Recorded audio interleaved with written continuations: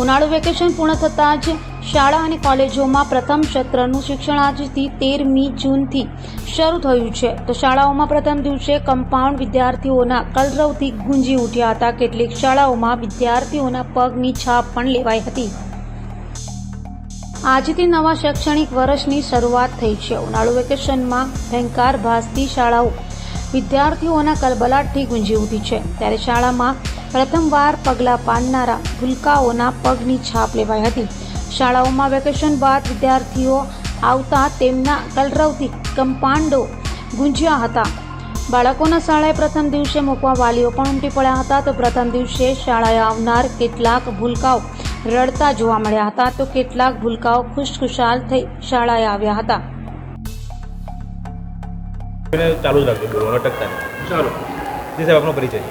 Natubhai Kariya, trustee presidency school.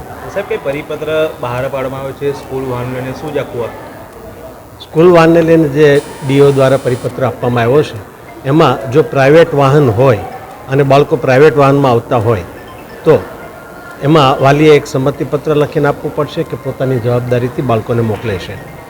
બીજા પરિપત્રની અંદર જે આરટીઓ દ્વારા બહાર પાડવામાં આવેલો છે એમાં એ રીતે કરવામાં આવ્યું છે કે જો 12 વર્ષથી નીચેના બાળકો હોય તો રિક્ષાની અંદર 6 બાળકો અને વાનની અંદર 12 બાળકો વધારે બેસાડી શકાશે. અને જો 12 વર્ષથી મોટી ઉંમરના બાળકો હોય તો રિક્ષામાં 3 બાળકો જ અને વાનની અંદર 6 બાળકો બેસાડી શકાશે. જો સ્કૂલ પોતે પોતાના વાહન ચલાવતી હોય તો એની સંપૂર્ણ જવાબદારી સ્કૂલની રહેશે. પણ જો બાળકો પ્રાઇવેટ વાહનની અંદર આવતા હશે તો વાલીએ સંમતિપત્ર ભરીને આપવું પડશે અને એમાં જવાબદારી એ વાહનવાળાની અને વાલીની રહેશે. એમાં સ્કૂલની કોઈ જવાબદારી રહેતી નથી. વાલીઓનું માનવું છે કે આ શાળા સંચાલકોની મનમાની છે. ના, આમાં શાળા સંચાલકોની કોઈ મનમાની નથી.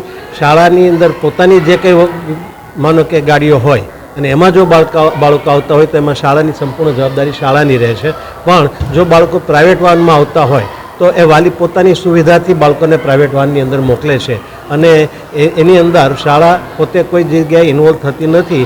એટલે એ જવાબદારી શાળાની નહીં પણ જે તે વાહન ચલાવનાર વ્યક્તિ, હા, શાળાએ એ ચોક્કસ જોવું પડશે કે વાહનવાળાની વિગતો અને જે કંઈ શાળામાં બાળકો બહારથી આવે છે બીજા પ્રાઇવેટ ગાડીઓમાં એના ફોર્મ ભરાવી અને વાલીની સંમતિપત્ર લઈ અને ચકાસણી કરવાની રહેશે કે જે ડ્રાઈવર ગાડી ચલાવે છે એની પાસે લાઇસન્સ છે કે કેમ, એનું આરટીઓમાં પાસિંગ છે કે કેમ, એમાં ગેસ સીએનજી માનો કે કિટ ફિટ કરાવેલી છે તો એનું પાસિંગ છે કે નહીં, આ એક ચકાસણી શાળાએ લેવલે કરવાની રહેતી હોય છે.